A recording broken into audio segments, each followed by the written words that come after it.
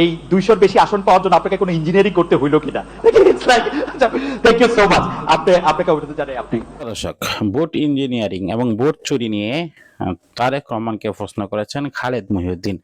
তার প্রশ্নের উত্তরে তারেক রহমান সুন্দর বক্তব্য দিয়েছেন, কিন্তু তিনি যে যুবক উপযোগী সময়ের একেবারে গুরুত্বপূর্ণ জায়গাতে আঘাত এনেছেন, এটাই কিন্তু এখন প্রশংসনীয়।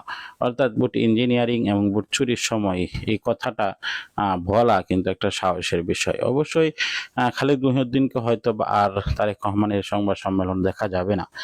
যদি দেখা যায় তাহলে বুঝতে পারবো যে তারেক রহমান তিনি সাহসী, তিনি সকলেরই মতাদর্শকে তিনি গ্রহণ করেন। প্রিয় দর্শক, মির্জা ফখরুল সেখানে বাধা দিয়েছিল, আমরা ভিডিও দেখেছি, কিন্তু তারেক রহমান ঠিকই উত্তর দিয়েছে। আমরা আশা করি অবশ্যই তারেক রহমান তিনি সুষ্ঠুভাবে দেশ পরিচালনা করবেন।